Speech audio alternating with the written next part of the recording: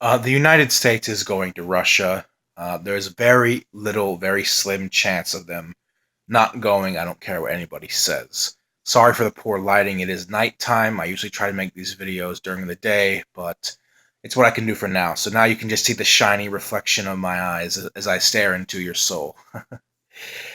Um, the United States is in the final round of CONCACAF World Cup qualifying, known as the hexagonal, where the six winners of the previous round advance to the final round, where they play a double round robin, home and away sort of league style game, and the top three sides qualify directly for the World Cup, while the fourth place team goes directly to a playoff against either an Oceanian representative, an Asian representative, or a South American representative, depending on the FIFA draw for the World Cup qualification cycle.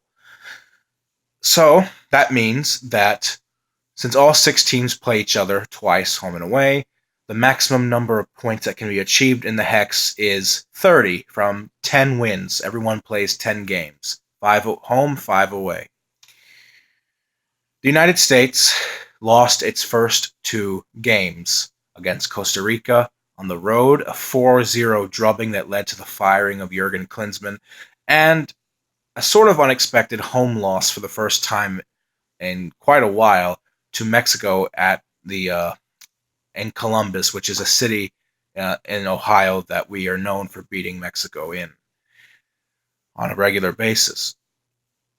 So now the United States sits in fourth position, which is the playoff spot. If qualifying ended today, the United States would be going to the playoff against the fifth placed side from Asia to determine a spot in the World Cup.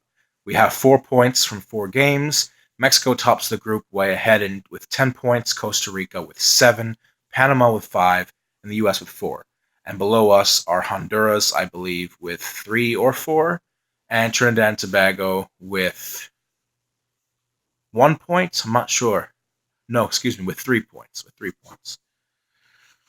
So let me say right off the bat, I looked back at the history of CONCACAF World Cup qualifying, and in the Hex, I found that the average number of points from 1998 until 2014 that are needed to qualify from the Hex directly, that means a top 3 finish, is 15. The average number of points that's needed is 15, which is exactly half of the 30 available that are up for grabs. This means there is a lot of room for error for any teams that slip up early in qualification. Mexico in 2013 is a prime example of this. For those of you who may not know this, Mexico almost did not qualify for Brazil in 2014. They needed to go through the playoff against New Zealand to make it. They grabbed the very last spot at the World Cup. Mexico finished the CONCACAF Hex with 11 points. That's barely more than 1/3 of the maximum points available. They won just 2 games, 2 out of their 10 games, along with several draws along the way to get to 11 points, and they became the first CONCACAF side in history to qualify for the World Cup with that low number of points, 11. And keep in mind the average of a team that qualifies directly is 15. Now, 4 games through, with 6 remaining, the United States have 4 points. That means that there are 18 points available that can be taken from the remaining 6 games. And looking at the United States schedule, I went through all 6 of their remaining games. I wrote them down here, and I came up with a worst case scenario, a best case scenario, and a middle of the road scenario of what can transpire for the United States in their quest to reach the World Cup. Now, I do think that the United States will have to slip up even more so than they already have to not make it to Russia. You look at the remaining games, and I have wrote them down here, and the worst case scenario I have is the United States finishing with 12 points. Now, getting only 8 more points on top of the 4 they already have now in their next 6 games is pretty abysmal for a team with high expectations in the CONCACAF zone like the United States. But even with 12 points, the United States would very likely grab at least the 4th place playoff position. Since, historically speaking, the bottom two sides that finish in the Hex, the 5th and 6th place team, almost always finish with single-digit points out of 30. Now, I do think this is going to be the first CONCACAF Hex ever where the United States will fail to finish in the top two. The United States has finished first in the Hex in every cycle since 2006, 2010, 2014. In 2002, it was Costa Rica. Oddly enough, the best team in the region, Mexico, has not finished in first place in CONCACAF qualifying, I think, since the 90s. That's sort of odd. But let me go through here. First, I'm going to give you the worst case scenario of the United States' next games where they would finish. Then I'm going to go through the best. Then I'm going to give you the middle of the road case where I think they actually will end up. So the worst case scenario, the United States' next 2 World Cup qualifying games come in June, next month. Oh, and by the way, I'm going to be making videos about World Cup qualification, which kicks up across the world again next month. Some teams will be in good position to qualify. I'll make a series on that, but that's later. But anyway, the first 2 games the United States plays in June are at home against Trinidad and Tobago and on the road in Mexico. My worst case scenario here is a win over Trinidad and Tobago, who are the weakest team in this Hex. And when I say weak, I mean they're not very weak at all, but they are still the weakest side. They are sitting bottom right now with 3 points from 4 games, which is not very good. And a loss on the road against Mexico. That would bring the U.S. to 7 points. Then in September, the United States plays at home against Costa Rica and on the road against Honduras. Again, this is my worst case scenario. I think in the worst case scenario, we get a draw at home against Costa Rica, and we lose on the road again against Honduras. That would bring us to 8 points with 2 games remaining. 8 games, 8 points, not a very good position to be in. Then we play at home against Panama. I think, even in the worst case scenario, I think the United States would get a win here against Panama. Because we drew them at home, we can certainly beat them. We drew them on the road, we can certainly beat them at home.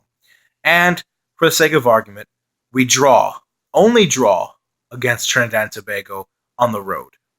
That would get the United States to exactly 12 points, and history says that even by itself would be enough to get the playoff spot. The best case scenario for the United States, which I don't think would happen, but I think would happen, would be a win over Trinidad, a draw against Mexico on the road, because getting any points at all on the road in the Azteca Stadium is very, very difficult. A win against Costa Rica, a draw on the road against Honduras, a win against Panama, and a win on the road against Trinidad and Tobago. The United States here in the best case scenario, winning all of their home games and picking up draws on the road in Honduras, even in Mexico, and even beating Trinidad on the road. Best case scenario, the United States wins and draws, does not lose another game en route to qualification. The United States here would finish with 18 points. So the worst case scenario I have here in my simulation, my thoughts, is the United States finishing with 12, best case finishing with 18. 18 is well over the mark of what a team would need to qualify directly, not needing a playoff spot. And then I have the middle case here, which I think is the most likely what's going to happen, the most reasonable. I think the United States will beat Trinidad and Tobago next month. I think we will lose to Mexico on the road. I think we will draw Costa Rica at home because I don't think the U.S. will win all of its remaining home games. I do think we're going to slip up somewhere. I think we get a point on the road in Honduras. I think we beat Panama at home. And I think we beat Trinidad on the road because they are the weakest side by a considerable margin in this hexagonal. Now, I looked at it again and I thought, you can make it interchangeable. You can give the draw to the Trinidad game on the road and give the win over Costa Rica at home, or you can give the draw at home versus Costa Rica and the win over Trinidad on the road. and it's still, you arrive to the same number of points. It's 15. So the worst case scenario is 12. Only 3 points higher than that, the middle road is 15. And the best case scenario is 18. 12, 15, and 18. All separated by each other by 3 points, which equates to just one single win. And 15 points, the middle of the road, is just so happens to be, as I said at the beginning of this video, the average number of points needed, on average, for a team to qualify directly to avoid the playoff spot. Guys, what does this mean? It means there is a 2/3 chance, a 66% chance at least, the United States is going to qualify for the World Cup directly in the top 3, not including the playoff spot. And 12 points here would be an almost guarantee of avoiding elimination in 5th or 6th.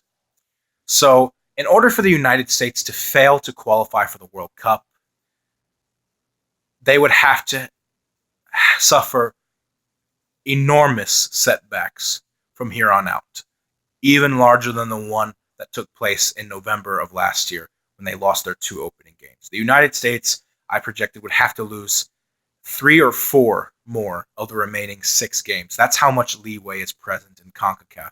And Mexico, with only 11 points in 2013, proved that as well. So, to all my American fans who are really worried that the United States is in poor position, I say, nonsense. To give you an estimate of where I think the U.S. will end up, I think we're going to finish in 3rd. I think Mexico will win the CONCACAF qualifying zone in 1st place. Costa Rica will come in 2nd. The U.S. will get 3rd. I think Panama will probably get 4th. Honduras 5th, and Trinidad and Tobago in 6th. I don't think we're even going to need the playoff to reach there. Though even if we went to the playoff, I think the U.S. would be slightly favored against the 5th-placed team from Asia. But, in a 2-legged playoff against the 5th-placed team from Asia, that's not an easy encounter. It would still be a very close call because anything can happen over the course of 2 legs, and you don't want to put yourself in a situation where you have to find out if the U.S. would come through. You want to finish in the top 3. And by the looks of it and looking at the U.S.'s remaining schedule, it would take an absolute catastrophe for the U.S. to finish below 3rd in this CONCACAF group. So the United States, estimating that we have a 2/3 chance of finishing in the top 3, plus a 15% chance added on to that we would finish in the playoff spot. The United States has roughly a 75 to 80% chance of qualifying, in my opinion. Still, 20% of not making it is not that small of a margin. It could be a shot in the dark. You could roll a snake eyes on the dice. It's very risky, but still, the U.S. are in pretty good position to reach Russia, I think. So that was just my run-by-play of all the scenarios, how qualifying could play out for the United States. I think we're going to Russia, but I do think we're going to finish in our lowest position ever in the CONCACAF Hex. We're going to get 3rd, in my opinion. So thank you guys for watching this video. Stay tuned for my next one. And until then, peace out. Well, before that, just tell me what you think. Where do you think the U.S. is going to finish? Or if you don't care, that's fine. You don't have to comment. This is a video directed mostly towards my American subscribers, but for those of you who are not American and you're interested anyway, I hope you enjoyed the video. Feel free to comment below, like, subscribe, and I'll see you in my next one, guys. Peace out.